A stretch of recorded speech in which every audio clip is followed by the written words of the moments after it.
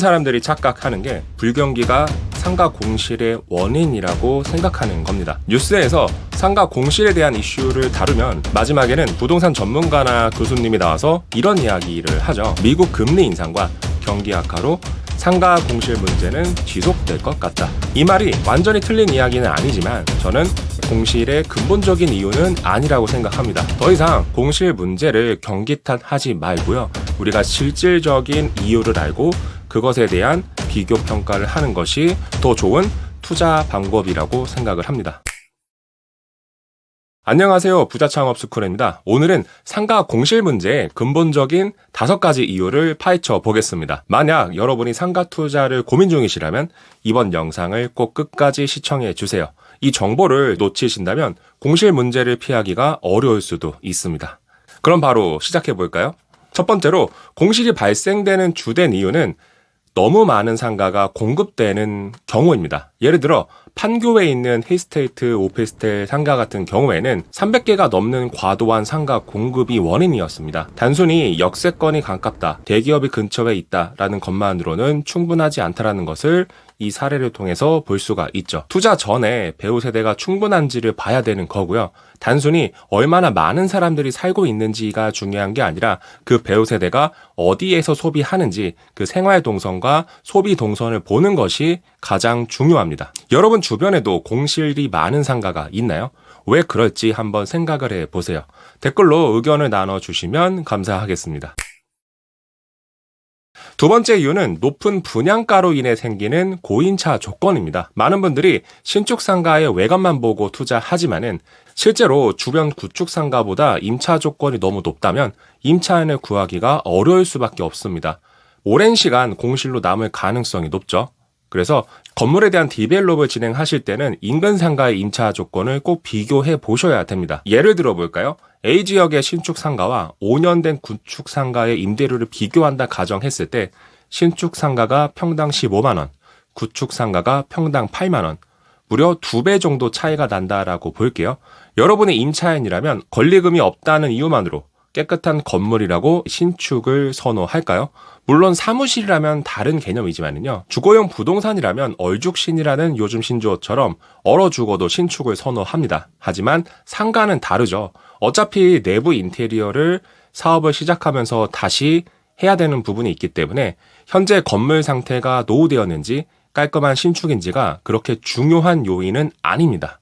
상가 투자를 하실 때는 투자하려는 상가 주변의 임대료 시세를 반드시 조사하셔야 돼요.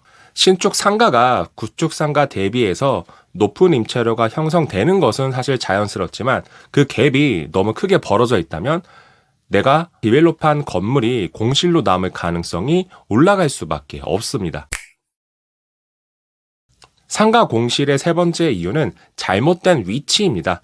상가가 아무리 좋은 조건을 가지고 있어도 입지가 나쁘다면 공실로 이어질 가능성이 큽니다. 입지는 상권보다 훨씬 더 중요합니다. 상가 투자를 고려할 때는 반드시 상권 분석을 철저하게 하시고 배우 세대의 접근성이 좋은지를 확인해 주셔야 돼요.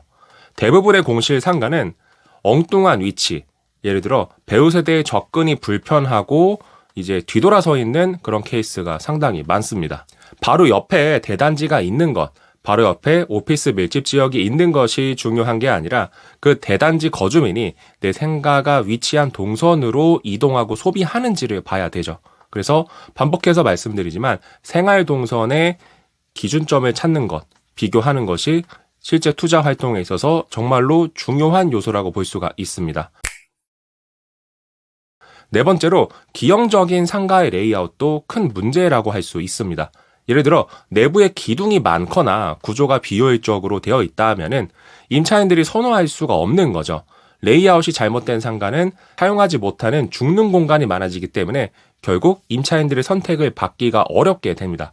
그래서 외관만 중요한 게 아니라 상가 내부 구조도 꼼꼼하게 기획하셔야 됩니다. 제가 문제가 될 수 있는 레이아웃을 4가지 예시를 가지고 와봤어요. 첫 번째, 기둥이 너무 많은 경우. 두 번째는 전면이 좁아서 긴 복도 형태의 상가.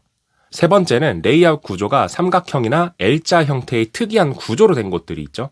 마지막 네 번째는 천정이 너무 낮은 경우가 있습니다. 이런 네 가지 경우에는 레이아웃 구조가 잘 안 나오는 경우도 있고요. 임차인이 필요로 하는 집기 구성이 제대로 갖춰지지 못할 가능성이 높습니다. 그래서 가능하면 정방형이나 직사각형 구조로 레이아웃 구성을 하시는 것이 좋습니다. 그래야만 인테리어를 할 때 죽는 공간이 없게 되는 거죠. 그리고 바닥에는 단차를 만들지 마세요. 바닥 단차가 있는 경우에는 전체적인 레이아웃 구성이 안 나오는 케이스가 정말로 많습니다. 천장의 높이는 최소 2.8m 이상이 될 수 있도록 조절하시는 게 좋아요. 물론 더 높다면은 활용성이 더 좋을 수가 있겠죠.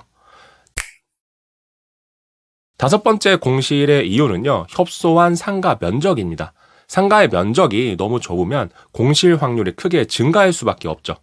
송파구 헬리오시티를 가면 지금도 공실이 많습니다. 여기에는 여러 가지 이유가 있지만 그중 하나가 좁은 면적입니다. 5평도 안 되는 상가들이 건물 내부에 먹상가로 형성이 되어 있어요. 부동산, 네일아트와 같은 업종은 이렇게 좁은 공간이라 하더라도 입점이 가능하지만은 대부분은 2칸에서 3칸, 4칸 정도는 확장해야 운영이 가능합니다. 식당을 운영하기 위해서는 17평 수준의 면적은 최소로 필요합니다. 카페의 경우에는 9평, 물론 더 좁게는 5평에서도 운영은 가능하나 이건 상권에 따라 가능할 수도 있고 불가능할 수도 있는 구조죠.